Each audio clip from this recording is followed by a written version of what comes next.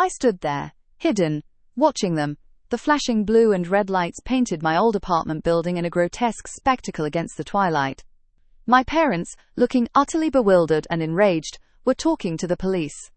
They had just tried to break into my artist's apartment. An apartment I no longer lived in, an apartment they didn't know I'd moved out of. The officers, clearly confused, were trying to piece together their frantic, disjointed story. "She's missing!" My mother shrieked, tears streaming down her face, her voice hoarse with a mix of fear and fury. "Our daughter! She's gone! She's been kidnapped!" My father, usually so stoic, was pacing like a caged animal, his face a mask of betrayal, his jaw clenched tight. They believed I had vanished, abducted, perhaps worse. But I wasn't gone. I was right here, a silent observer, finally free, watching the consequences of their relentless invasion unfold.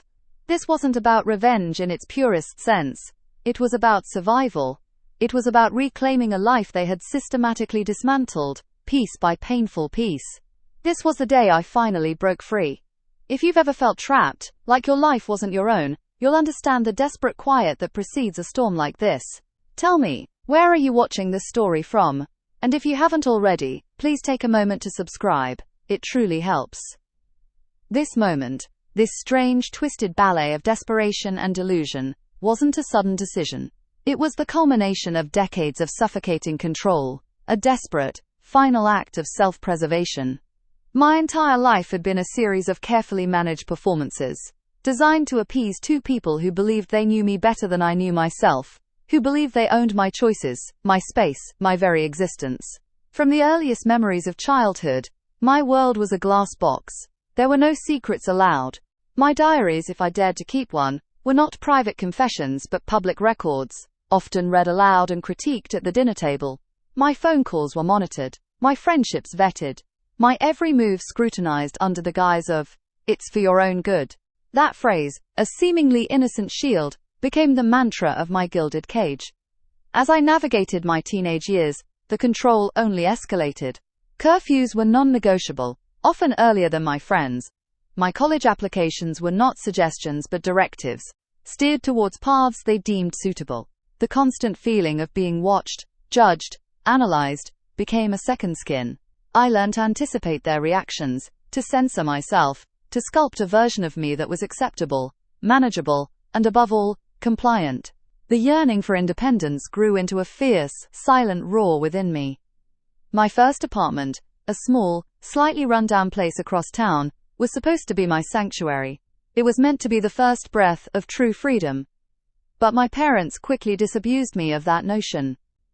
"Just in case," they'd said, pressing a spare key into my hand. "We want to make sure you're safe." That key, innocent enough in its brass weight, quickly became a weapon. It wasn't long before "just in case" translated into unannounced visits, surprise check-ins, and "we just thought we'd stop by." They wouldn't just visit, they would occupy. I'd come home from a grueling day at work to find my furniture rearranged, my unhealthy snacks thrown out, my laundry folded and put away in ways I didn't recognize. My personal space, the one thing I thought I had claimed as my own, became another extension of their dominion. The just-in-case key evolved into a constant source of anxiety. They'd let themselves in, often leaving notes critiquing my life choices based on what they observed. My dating life, my career aspirations, even the state of my kitchen sink were fair game for their unsolicited and often scathing commentary. I was a grown woman, paying my own rent, managing my own life, yet I felt like a perpetual child under their watchful, intrusive gaze. I tried to set boundaries, I truly did.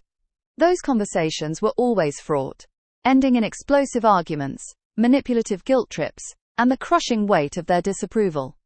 "After everything we've done for you," my mother would weep, her voice laced with accusation. "You're so ungrateful," my father would thunder, his disappointment a palpable thing. "We just want what's best for you," they'd echo, as if their definition of best was the only one that mattered. Each attempt to assert myself only tightened the chains. In a desperate, ill-fated moment of defiance, I changed the locks. I thought it would finally give me peace. The storm that followed was cataclysmic. Accusations of paranoia, of having something to hide, of being ungrateful, rained down on me. They badgered the landlord, spun a tale of concern for my safety, and somehow, whether through manipulation or sheer persistence, acquired another key. The violation felt deeper each time. My apartment, once a beacon of hope, became a cage, not a sanctuary. I started living out of a suitcase even when I was home, hiding my more personal items, feeling like an intruder in my own space. The constant vigilance, the fear of an unexpected intrusion, chipped away at my spirit. The sacrifices I made in silence were immense. My relationships suffered. Boyfriends couldn't understand or tolerate the constant intrusion, the sudden appearance of my parents, the thinly veiled interrogations. Friends learned not to call my home line, knowing my parents might answer and pry. My career, which I was passionate about, felt like a burden. The stress, the lack of focus, the perpetual worry about what they might find or do next, drained my energy and creativity. My mental health plummeted. Anxiety became my unwelcome companion, panic attacks a frequent visitor. I felt a deep, pervasive depression, a crushing loss of self-identity. I was constantly performing, striving to be the perfect daughter for their impossible scrutiny, and failing spectacularly in my own eyes. Financially, I struggled. I couldn't save much because I was always trying to keep up appearances, or move to escape, or fix things they had reorganized or broken. But the deepest toll was emotional. The profound loneliness of never having true solitude, never truly being alone with my thoughts without the specter of their judgment looming over me. The shame, the humiliation, the feeling of being perpetually infantilized, gnawed at my soul. I grieved for the relationship I should have had with my parents. A relationship replaced by resentment, fear, and a quiet simmering rage that waited for an outlet. The tension built over years, punctuated by increasingly egregious incidents. There was the time they found my birth control pills. The ensuing lecture was a torrent of shame and accusation, an invasion of my most private medical decisions. Then, they decided my living room needed improving, redecorating it entirely, changing out my art, and callously throwing away personal mementos they deemed clutter. I found them sifting through my mail, reading my bank statements, just making sure you were doing okay financially. Each instance was a fresh wound, a new breach of trust. But the ultimate violation, the one that shattered any remaining illusion of a relationship, was when I came home to find them in my bedroom, going through my drawers. My underwear, my personal letters, my most intimate belongings laid bare. That's when the line was not just crossed, but obliterated. It was an act of pure, unadulterated disrespect, a complete disregard for my personhood. In that moment, watching them rummage through my life, a cold, hard knot formed in my stomach. A realization dawned on me. Chilling and absolute. Nothing I did, no boundary I set, no plea I made, would ever stop them. Legal options felt too extreme, too public, too damaging to the fragile family facade I was still clinging to. The idea of moving, which had started as a fantasy, crystallized into a desperate, meticulously planned escape. The secrecy required was immense. The elaborate lies I'd have to construct were daunting.